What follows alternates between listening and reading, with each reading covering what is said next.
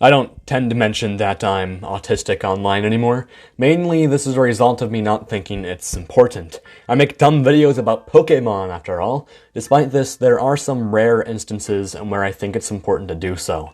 The most recent time was in my video about an anime called Bocchi the Rock. Mainly, I stated that being autistic could be part of why I found Hitori to be such a relatable protagonist, and why I found her journey through the series to be so inspirational.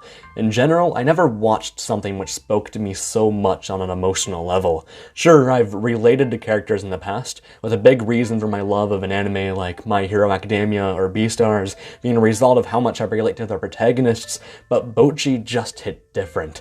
Now though, you may be wondering what this has to do with anything.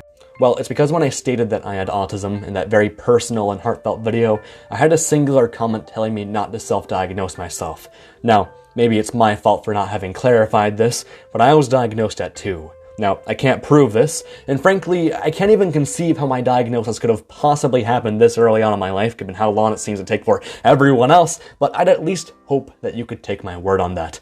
It's actually because of that detail that I'll occasionally doubt the validity of my diagnosis, but I think I can say with certainty that the doctors were right. I can't give an explanation for why that is, though. All I can give is my gut feeling. I know this is a ridiculous thing to believe in, but you'll just have to take my word on it. Part of my questioning for this, though, has to do with how much I personally dislike self-diagnosis. Now, I know it's a pretty bad thing to imply that every self-diagnosed autistic person is a bad person, so I'm not going to make assumptions about their lives.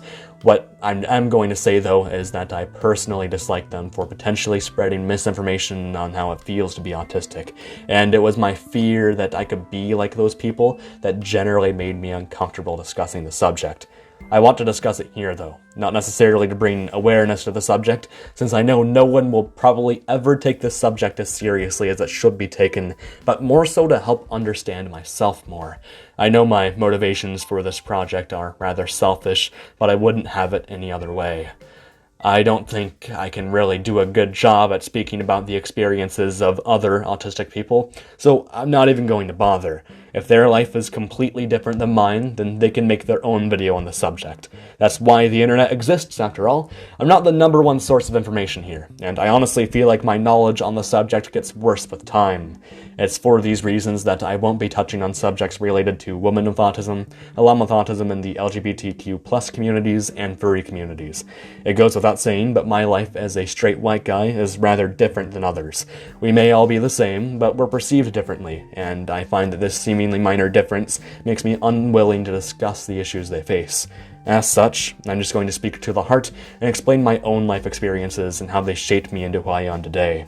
Keep in mind, though, that I am quite young, 17 to be exact, so my life experience is little to none, and that the way I see the world will continue to change rapidly as I attempt to see things with an open mind.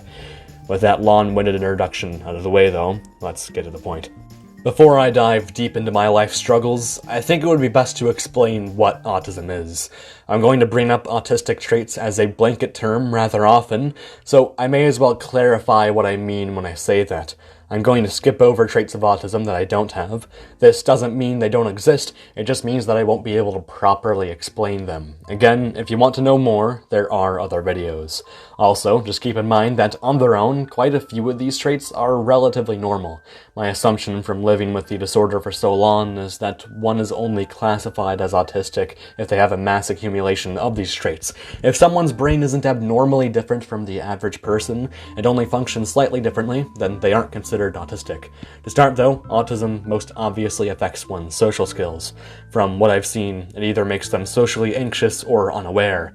I find myself feeling like a mixture of these two kinds of people, and that my lack of ability to understand social cues can have me either take a joke too far or not understand someone else's joke. It's for these reasons that I find myself coming off as awkward a lot, and I think that's where my social anxiety stems. I neither want to be a bother to people or be ridiculed, so I instead just don't engage with people all that often. The weirdest part too is that I don't really mind being alone that much.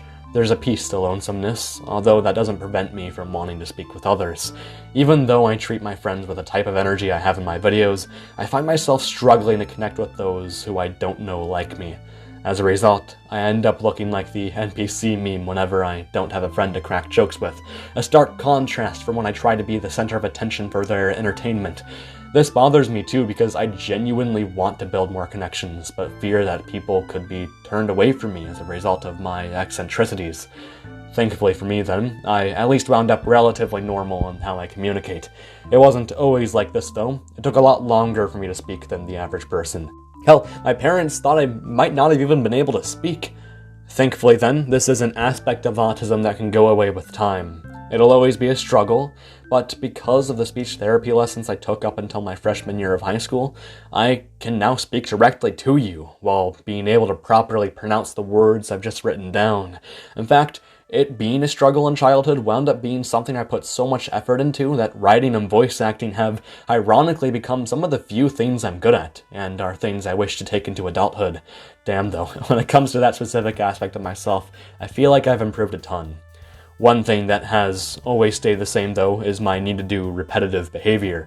If you've seen enough of these videos, you might have heard about stimming. It's that thing where your arms mildly shake when you're overwhelmed with excitement. Well, for me it's when I'm excited, although others seem to do it when something is mentally draining them. But we will save overstimulation for later. For now, I find my tendency to fidget to be one of the few things that lets people guess my autism from a mile away, although I choose to mask it and do a damn near flawless job at it nowadays. Again though, my experiences surrounding masking will be known later. Just note that it involves an autistic person pretending to be normal. Routines aren't exclusive to fidgets though, as it also prevents autistic people from wanting change, something that I honestly don't know affects me nowadays. Sure, I like to plan every day basically the same, with me having a very rigid diet of foods that'll keep me fat, but I find myself wanting to try new things every now and again to prevent the otherwise paradisal schedule I've built from turning into a living hell. What do I spend my time on though? Well, a lot of it is dedicated to my special interests. Apparently, they're different from the average interest that one has. From what I can tell, most autistic people are hyper interested in one or two things, and not much else. It goes without saying, but this applies to me as well. Obviously, those interests I have are Pokemon and anime. This whole YouTube channel is about competitive Pokemon singles, and I wouldn't have it any other way. I love talking about Pokemon because only an overly obsessive autist like me would be able to talk about such absurdly specific topics like how Weedle dominated RBY LOL. Whenever I have any free time, I like to play a quick game of Showdown, and that only builds my interest even more. We'll get to that later, though, as we discuss the other side of the coin. Anime is something I'm honestly even more obsessed with than Pokemon. The 70 days I've put into it says that more than anything else, really. I don't exactly know why anime specifically. It must have something to do with the way stories are told that interests me. But yeah, I find anime to be the medium which helps me connect to myself more than any other. Some of my favorites include Bocchi the Rock, My Hero Academia, Beastars, Welcome to the NHK, Erased, Toradora, Anohana, K-On!, and A Silent Voice. There are a few others which struck a chord with me, like Kaguya-sama, Lake Click, Clanad, and ReZero, but that's the general gist of stuff I enjoy. Any other interest I have, though, isn't as extreme, and just rotates with other stuff. While those are my special interests, though, I find that writing is my way to engage with said interests. I have my YouTube channel where I post about Pokemon and anime, and I'm even writing a light novel inspired by anime like Clanad, so I guess special interests are a good thing to me. I don't quite know how to feel about them, but I wouldn't be who I am without them. That's generally why I don't want a cure for autism. Even though I'd undoubtedly be happier if I was normal, I have to accept that I never will be, and that being abnormal is simply who I am. That doesn't mean I've accepted myself, though. I doubt I ever will. It just means that I desperately want to. However, a part of that may have to do with the worst aspect of being autistic, and that's overstimulation. For as much as it sucks to not be as social as I'd like to be, it's at least something I can get better at, and have made significant progress in. Overstimulation, meanwhile, will haunt me for the rest of my life. It's by far the part about myself that I hate the most. If I see or hear too many things at once, my senses can't take it and my brain begins to mentally shut down. I've gotten good at hiding this pain I feel, but that doesn't mean it still exists. I think the moment this truly settled in was on my first day of senior year. I'd just had a refreshing 3-month break from the struggles of life, and as soon as I entered school, I wanted to leave. It wasn't as if something bad happened to me. It was merely that there were so many students talking to each other at once. So many noise. So many people. I can't take it.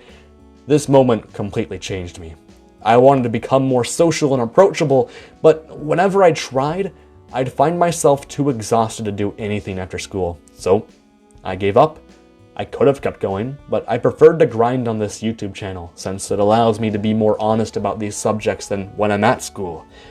To finish the video off though, I want to explain my thoughts surrounding masking and how that's affected my life more than anything else. Starting in middle school, I noticed that people began to perceive me differently once I told them about my autism. Back then though, I didn't mind this. I was me after all, and I wouldn't let go of who I was. That all changed though in my 7th grade, when people became far more judgmental. It started innocently enough with the occasional teasing until it escalated into bullying. I remember having days in my math class where I would just cry, with no one caring to console me. They'd all just laugh by the sides as they simply assumed that the goofy facade I presented meant I was okay. That was the first time in my life where I wanted to kill myself. Obviously though, school wasn't the only thing that made this happen. My parents, struggling to deal with saving the sinking ship of their marriage, didn't have the time to understand how I felt, and saw my acts of disruption in class to be punishable instead of pitiable. They both regret that decision now though, and I harbor no ill will toward either of them. In fact, I completely lucked out in the parent department. Sure, they're both complete wrecks, but they show their love to me, not through simple words, but instead through the constant effort they put in to ensure that I can live a happy life. I am truly grateful to have them. All of this, though, was just a very long way of saying that this was the first time in my life where I'd begun to mask. Instead of relishing in my autistic traits, embracing myself for who I was, I'd try to be normal. Even now, I continue to feel that way. I want so desperately to be normal. I want a normal job with a normal family and a normal brain. Instead, I chase these ambitious ideas that are bound to fail, chasing a dream of having a life with a wife I'd never be able to get, and along with all of that, have to live it knowing that I'm fundamentally different from everyone around me. I have a teacher who I've been with throughout all my years in high school. He's the special ed teacher, and one thing we have in common is our autism. One time, he told me about how all being autistic really does is change the way your brain functions. It's only considered a disorder because only a minority of the world has it. If the whole world were autistic, then a majority of our struggles would just fade away. I know he means the best when he says this, and that he wants me to feel better, but it doesn't change the fact that this is the world we live in. In this world, I'm seen as weird. Nothing more and nothing less. I remember one time in English class when I was talking to a friend about how I struggle to open up to others surrounding my hobbies and my autism. There also happened to be this girl sitting next to me who said that I don't need to worry about any of that since people are generally more accepting now. But I don't know, man. Hearing this only pissed me off because it felt like the past 17 years of past experiences, which resulted in me feeling the way that I do on this topic, were all just completely invalidated.